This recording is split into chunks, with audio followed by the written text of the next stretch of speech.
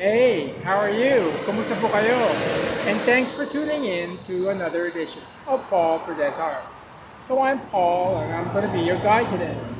So today we're visiting Unit 17 Contemporary Art Gallery here in Vancouver, which is of course built on the ancestral territories of the Musqueam, Squamish, and Tsleil-Waututh nations to have a look at some paintings by Toronto-based Filipina-Canadian artist Ella Gonzales up on the third floor. So her show called Twofold is a suite of paintings which are translucent and architectural. So I hope you can join me. I hope you enjoy the video and let's go inside. So we're just over on the third floor of this building at 310 and we're just going to go inside and have a look at the show by Ella Gonzales, which is called Twofold. And it's customary in my video. We're going to do a bit of a pan of the show. There are two rooms to this exhibition. There's a piece right over there. And then there's also some pieces over here, which I kind of refer to as the skirted sconces. There's some paintings over there as well. We're going to go through each and every one of these pieces a bit later. But what I want to do during this little sort of tour is to give you some information about Ella. And just going to go focus on that one. Ella Gonzales is a Filipino-Canadian artist working between painting and computer-assisted design programs. Ella Gonzales' solo exhibition, Twofold, is installed in two spaces at Unit 17. Her pictorial style amalgamates disparate interior vistas into a single field. Using spatial modeling software, she constructs or reconstructs fragmented glimpses into several spaces where her family has dwelt throughout her life. So we're just going to go back to the first room, which is here, and we're going to start the tour. So we're just going to go through each and every piece over here. And this is the first piece we're going to go and have a look at, which is called Drawn Table Setting 2024, which is acrylic on Husi silk, spruce wood support, piano hinge, and steel rod. And then we're going to go over to this piece over here. Let that focus for a little bit. And this one is called Surface Remembering 2024, acrylic of PINA silk and metal hinges. You know, the thing about this is that because some of the pieces, well, all of the pieces are actually kind of like in this sort of like translucent state, so it might be having a bit of a problem focusing. I apologize in advance. Then we're going to go to this other piece over here. I'm going to hold it a little bit. This is this is a bigger piece. This is probably one of the biggest pieces in the show. And this is called Temporary Lacework, second floor, 2024, acrylic on PINA silk. Just around the corner over here, near the window, is a piece called Drawn Carrying Tray 2024, acrylic on Husi silk, spruce wood support, piano hinge, and steel rod. So now we're just going to go to the other room. And in this other room, we have this piece. It's going to go here and focus on that piece right over there. This is called Drawn Table Setting 2024, acrylic on Husi silk, spruce wood support, piano hinge, and steel rod. And this piece over here, which is also another big piece. Temporary lacework, first floor, 2024, acrylic on PINA silk.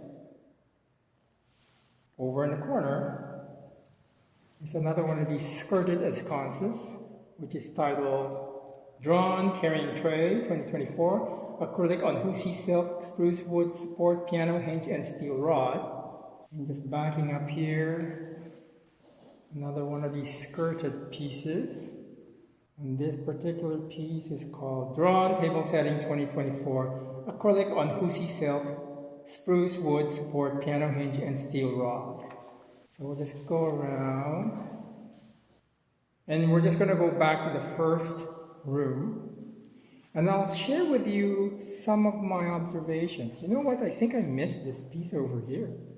And this piece over here is called Remembering Surface, 2024, acrylic on PINA silk and metal hinges. So I just want to share some thoughts with you when I first saw this show. The show is actually titled Twofold because there's two rooms and they mimic each other. Basically, the placement of each piece is kind of like mimicked on the other side, almost like a mirror image. There's a mirroring effect that's happening in this show. And when I was actually sort of like reading a little bit of the press release, it did mention that these pieces tend to sort of reconstruct fragmented glimpses into several spaces where her family has dwelled throughout her life. And that's actually quite significant.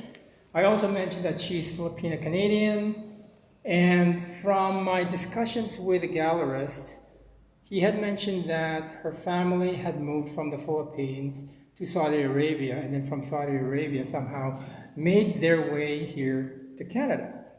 She is Toronto-based, and it's quite interesting to note that a lot of these works tend to sort of like mimic or try to sort of like sense memory and architectural memory of things that she tends to sort of have lived in. You know, these are sort of like these homes that she's lived in for many, many years. And I guess in a way, when you are actually going through and traversing the world, trying to find your place in the world, going from the Philippines to Saudi Arabia over to Canada, glimpses of these homes tend to become quite prominent. And also there's this sense of translucency with these pieces, which to me tend to sort of like suggest sort of like failing memory. It's almost like this sort of like hint of where you used to be. You tend to kind of like remember it, but not necessarily sort of like sure whether it's an accurate depiction, because she uses also computer-aided design software to try and sort of like create some of these works, and then I guess she renders them into paintings. One other thing that I also wanted to mention is the use of the fabrics in these works, because I mentioned before these are made from Husi fabric. This particular piece, for example, is made from Husi fabric, and there are some pieces in the show, you know, those skirted esconces, which are, I think, made from banana fiber fabrics. And they're also quite, these two fabrics are actually quite indigenous fabrics that are actually created in the Philippines. Like Husi fabric is actually pineapple fiber. So you take the leaves of the pineapple and then you work them until they're actually in strips and threads, and then you sort of like create a fabric out of them. The fabric that results has a very translucent quality. It's almost like very see-through. And it's actually a very popular fabric for formal wear in the Philippines, like the barong Tagalog or the terno for the women. The banana fabric is also something that is a little bit more recent because there is an abundance of banana plants in the Philippines, which is actually endemic in the Philippines. Pineapple is actually not endemic.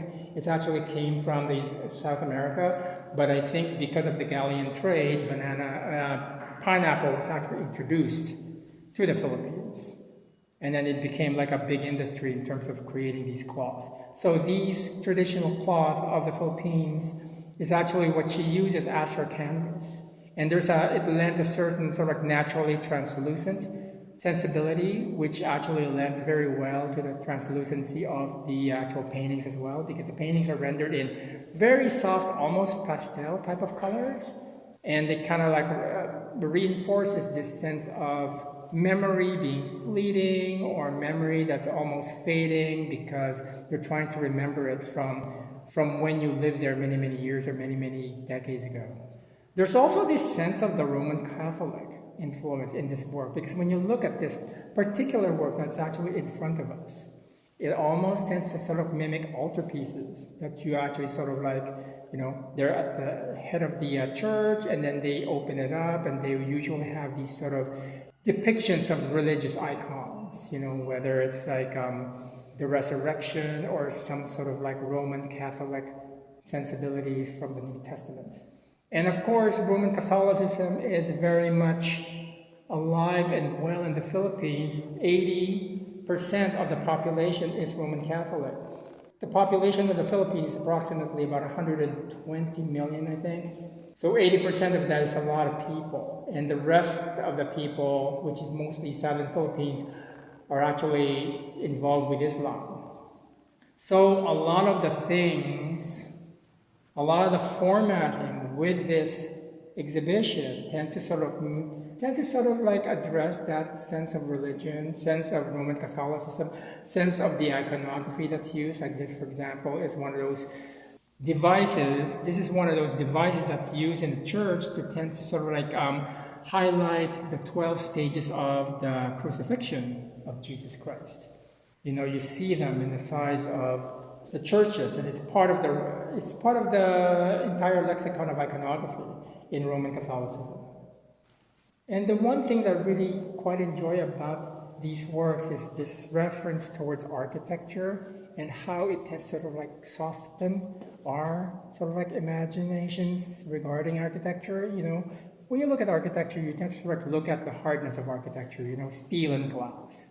It's seldom that you actually reference architecture from a very soft perspective, you know. But, you know, you have to understand that this architecture that Ella is trying to sort of depict, it depicts the home. It depicts something very cozy. It depicts something that is lived. So there's that sort of like element of softness within architecture that I really quite enjoy with these works. And the entire sense of the installation is almost very kind of like reverential from a religious standpoint, because there's these sort of like very clear, like for example, the opulence of having this wall, having no pieces on it. It's almost Baroque in its minimalism. And I really quite enjoy that because it almost makes you want to sort of like investigate this entire series of paintings and also the space that it's contained in, to sort of look at this as some form of religious sort of like edifice for contemplation of art. And of course, art is also, in a sense, a religious experience, right? So the entire essence of this show has that sense about it. So I think I'm going to end it on that, and I hope you enjoyed this tour of Ella Gonzales' work here at Unit 17. If you did enjoy it, please like this video, you can subscribe for free, and you can also share it on your social media platforms. Thank you so much for engaging with me. Maraming salamat po sa inyong lahat. You have a great day, and I hope art continues to inform your life. And perhaps I'll see you again next week. Goodbye.